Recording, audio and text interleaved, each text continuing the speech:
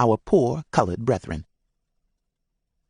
The widow Taylor talked up a storm of nonsense to her dead husband all the way to the church. Even hidden underneath the feed sacks I could hear her talking. "Jacob," she said, stopping the wagon suddenly, "climb down and see if that is a snake curled up in the road, would you please?" And another time, when the wagon wheel stuck fast in a rut, she said, "Jacob, would you be so kind as to put a rail under that left wheel?" But I heard her heave a sigh, climb down from the wagon seat, and put a plank under the wheel herself. With all the stopping and starting and getting stuck, it seemed like the road we took was more than a week long. Underneath the feed sacks, my skin itched, and I could hardly breathe from the smell of those spoiled apples. When we stopped for the last time, it was nearly dark outside. Harrison crawled over and lifted up the feed sacks. "Get 'em moving, Samuel," he whispered. In front of the wagon, I saw a good-sized building made of white bricks. Looked just like little blocks of salt, set one on top of the other, right to the night sky. 3 skinny long windows faded out into the dusk, and there were candles flickering on the panes. From one open window, the sound of thin, unsteady singing drifted out. "Hurry, Samuel," Harrison said sharply. "That widow lady's already gone inside." But it was a strange feeling to climb out of the wagon and creep up to that fancy white folks' church. Me and Harrison moved along the side of Miss Taylor's wagon and horse, then along the side of another wagon, keeping low. The horses tied in the yard moved and nickered uneasily. Wagon trace chains jangled in the darkness, and I had the suspicion that when we got to the door of the church, a whole group of white patrollers would jump out of the shadows, and the church building would crumble to nothing more than a pile of salt at our feet. But the only thing that happened was that Harrison couldn't get the side door open. It was stuck closed. "Well, now," Harrison looked up at the night sky and then out at the yard full of wagons and horses.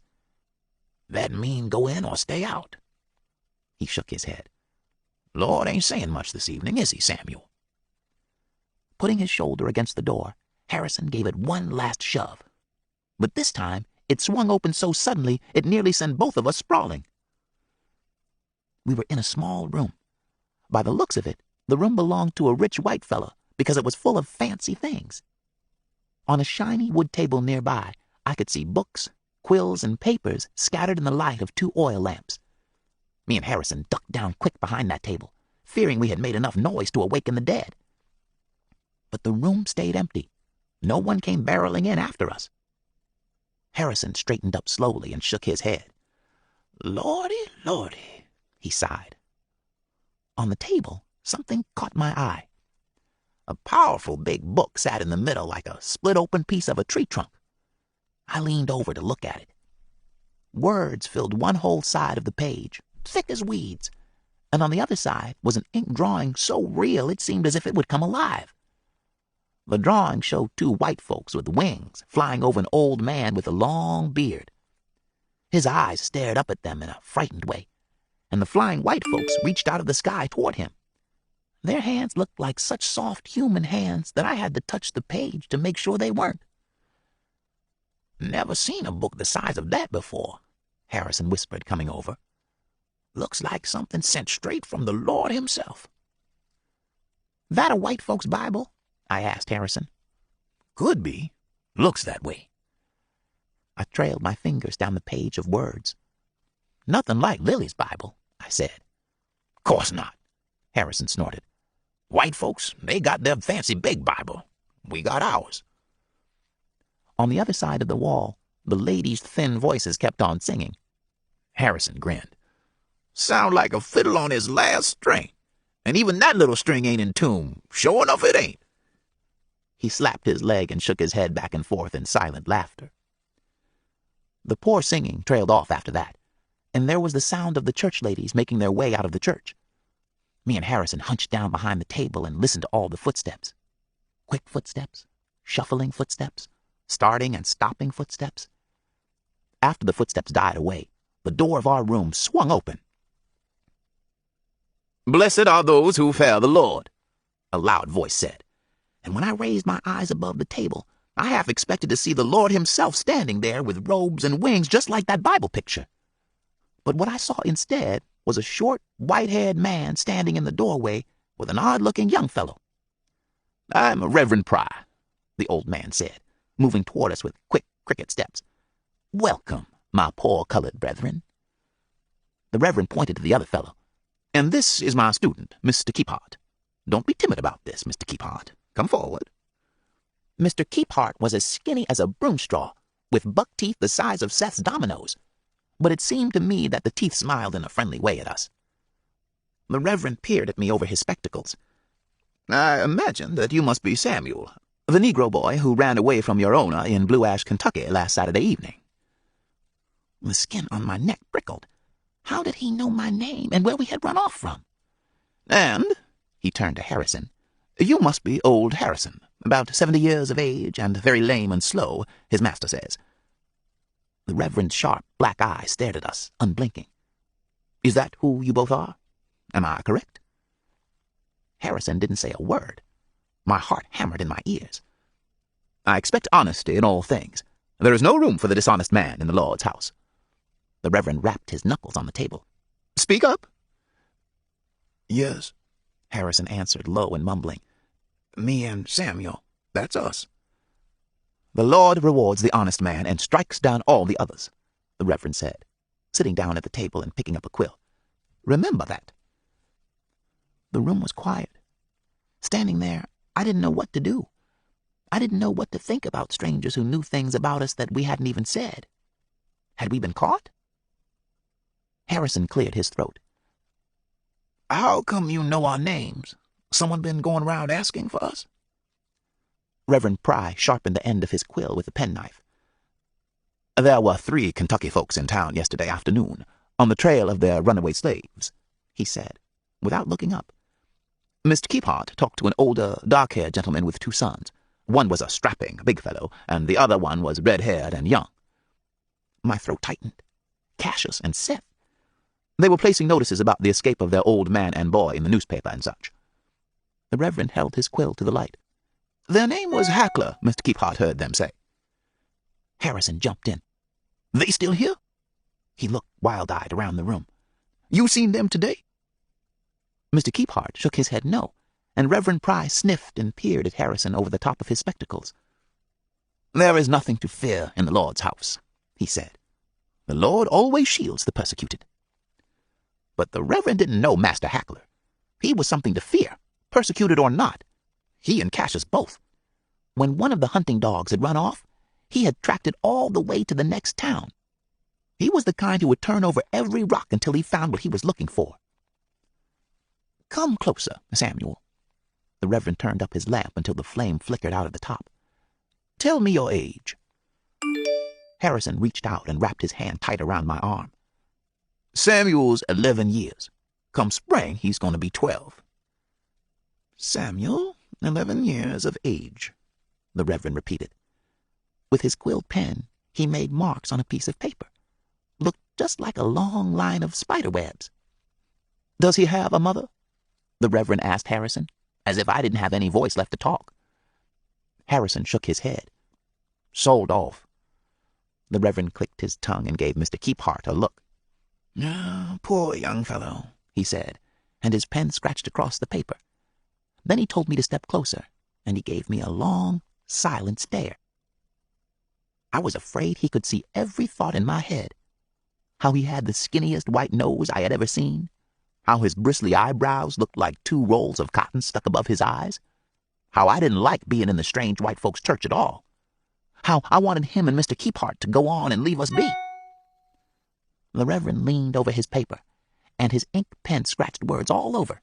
Scratch, scratch, scratch. Sounded like hens in a chicken yard. I was sure he was writing down all my bad thoughts, one after the other, and I couldn't keep still any longer. "What you writing down on that paper?" I said. Setting the pen in the inkwell, the Reverend said, "I'm just putting down a little story for my congregation." And then he picked up the paper and read, clear as anything. "Our 45th visitor was a boy named Samuel, 11 years of age. Light chestnut-colored skin, features good, wide awake, well made, but he speaks little, the way children in bondage are apt to do. Samuel ran away from a Kentucky master who caused him to suffer severely by selling off the boy's own mother when he was only a small child. He appears of good moral character and traveled north with an aged slave named Harrison." It felt awful strange listening to the Reverend tell a story about me as if I wasn't even standing there, saying Samuel this and Samuel that, as if he had raised me the same as Harrison and Lily had done. Truth is, no one had ever written one word in ink about me before.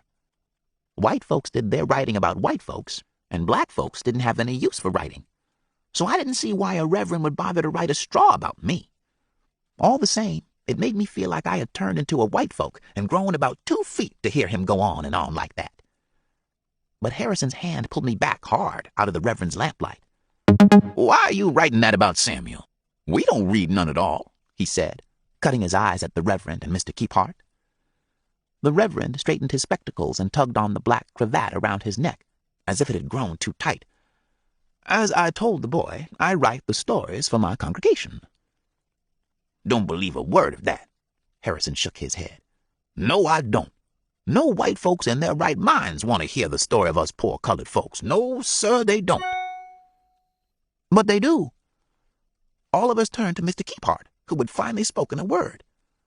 "The Reverend tells them about the trials and despair they are rescuing our poor colored brethren from, and the members of our congregation, even some who are the sons and daughters of slave-owning families in the South, are brought down to tears." Harrison pressed his lips together.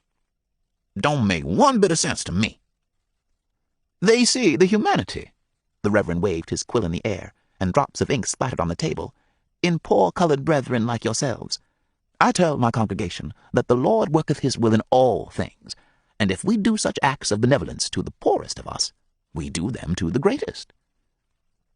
I had never heard anyone rattle on the way Reverend Pry did. Made no sense at all the way he talked, using the strangest words I'd ever heard, while waving his arms around like those white folks flying away in his Bible. Still, I figured that whatever he was writing down on his paper wasn't meant to bring any trouble, because Mr. Keephart kept smiling and nodding, even though Reverend Pry didn't let him get more than a word in. Harrison gave the Reverend a long look, like he was thinking things over too. Then he pulled a chair close to the table and said, "Say you write something down on that paper." He tapped the paper with his finger. "'Bout me." But Reverend Pry pushed back his chair and stood up. "I am afraid that the hour is late, and I have other matters to attend to. I will leave you in the capable care of Mr. Keephart. He writes with a good hand, and will see to your needs this evening." And without another word, the Reverend put on his coat and skittered out the door.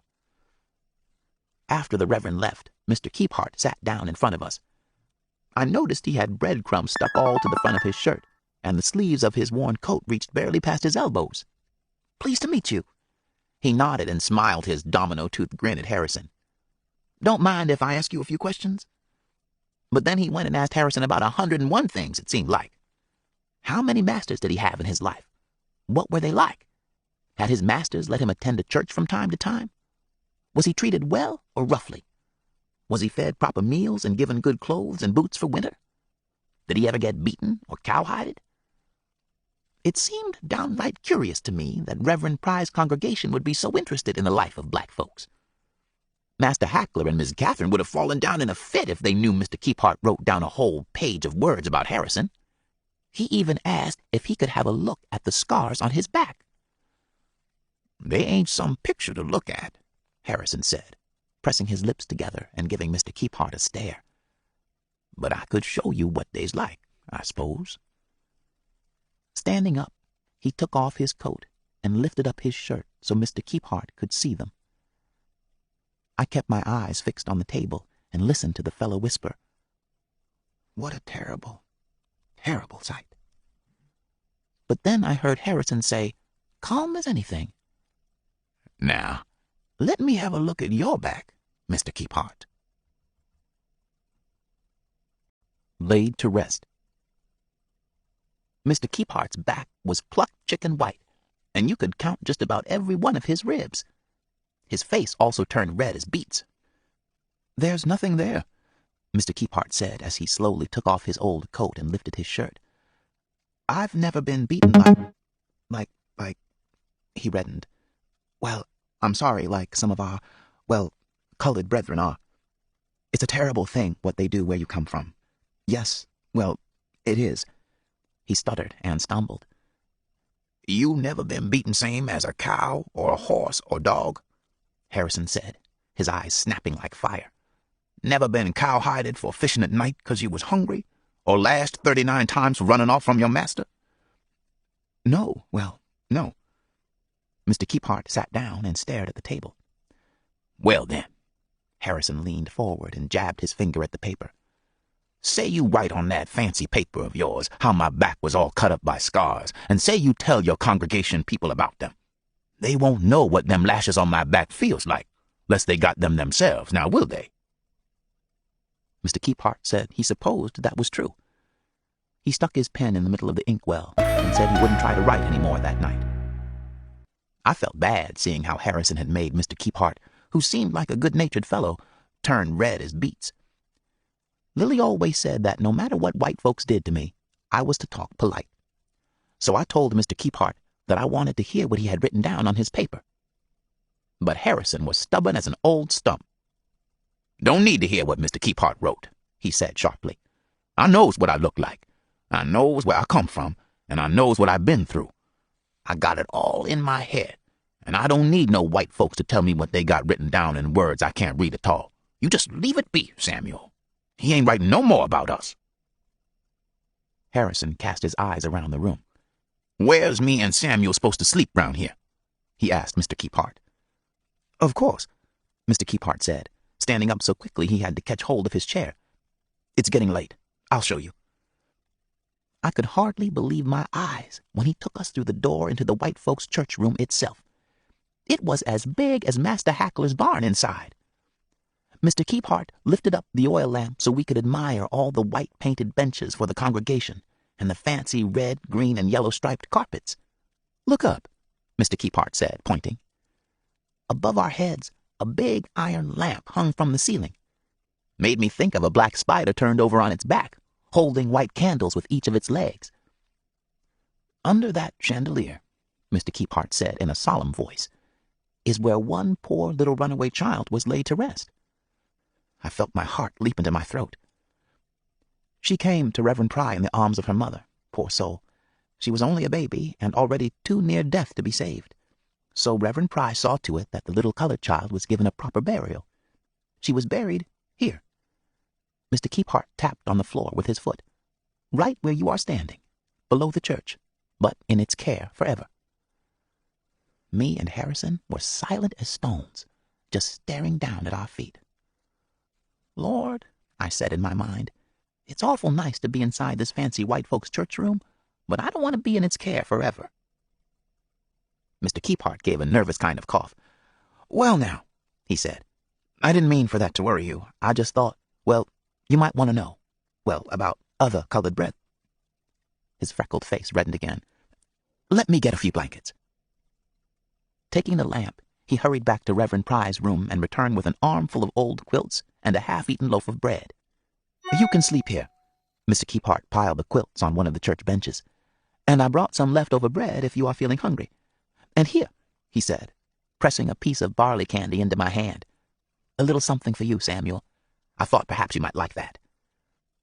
Harrison sat down and heaved a loud sigh. Good. You can leave us be for the night, Mr. Keephart. Yes, all right. Sleep well, both of you. God bless you. Mr. Keephart stuttered and turned to leave.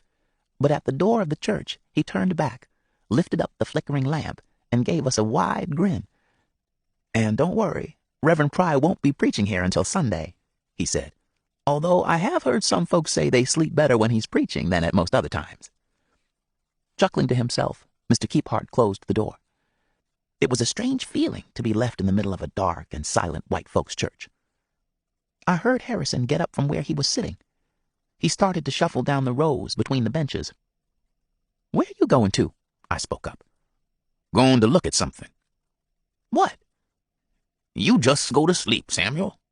Harrison's voice was cross-sounding. Just go to sleep and leave me be, you hear? But I didn't like being in that silent church room by myself, not with that iron spider hanging over my head and the baby buried in the floor. So I crept after Harrison. An oil lamp still flickered in Reverend Pry's small room. Harrison stood by the table, gathering up scraps of paper. You looking for something, Harrison? Maybe I can find it, I said, sliding myself real easy into the room. Harrison heaved a sigh. Why are you always after me, Samuel? Lordy, you don't ever leave me alone. He looked up and glared at me. You want to know what I'm doing? I nodded. Well, you better keep your mouth shut, he said, shaking his finger at me, and don't say one word about it. He waved the scraps of paper in his hand. They had all the spiderweb words that Mr. Keephart and Reverend Pry had been writing down. I'm taking them. They ain't nothing but trouble. What? Don't want no white folks reading about me and you. I've been thinking. Say Massa Hackler or Miss Catherine reads it. Say one of them white patrollers reads it. They're going to be circling us like buzzards, sure enough. None of this had crossed my mind. And know what my first master did for he sold me years and years ago? I remember it plain as yesterday. Harrison kept on. He took out his fancy quilled pen and wrote something down on a piece of paper. And old Mass Hackler did the same when he bought me later on. Know what I'm saying, Samuel? I don't like writing at all. Nothing good comes out of putting down words. Harrison snuffed out the lamp and took the papers back into the church room. You keeping them? I asked. Course not, he snorted. And he walked to a half-open window, tore the paper to pieces, and flung the writing out into the darkness. Stunned, I watched the scraps of paper flutter away. My whole story, the first story anyone had ever written down about me, was gone on the night wind. Carrying on. I couldn't find a way to fall asleep that night. Even with the pile of blankets, the benches were hard as river rocks. And I didn't like sleeping in the big church room with all of the glass windows looking in on us. I thought about Master Hackler and Cassius searching for us somewhere in the darkness and putting up notices about us on trees and barns. Maybe they were circling closer and closer, creeping up to the church to catch us. Heaving a sigh, I pulled all the blankets onto the floor. That you, Samuel? I heard Harrison mumble. Settle down. Just get to sleep and settle down, child. I can't take no more of you. Smoothing my tangle of blankets on the floor, I crawled under them and tried to keep my eyes from opening every half minute to check those dark windows.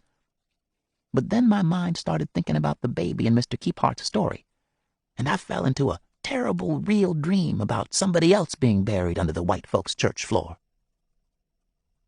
The church was dark as pitch, but the Reverend and Mr. Keephart were shaking me awake. Get up, Samuel, they were saying with strange looks on their faces. Wake up so we can get underneath the floor. I kept on asking them what had gone wrong, but they just shook their heads and began rolling up the striped carpet until they had cleared a space the size of a man. Then Reverend Pry and Mr. Keephart began to cut a large square out of the church floor. Cutting through the wood, their saw blades made a sound so sharp and terrible I had to cover my ears.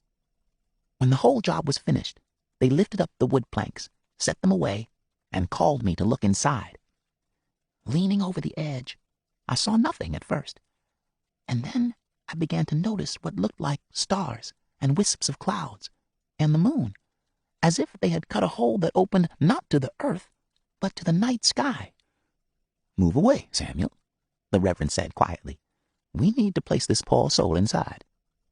I looked up to see them holding what seemed to be a large person, wrapped in a gray blanket.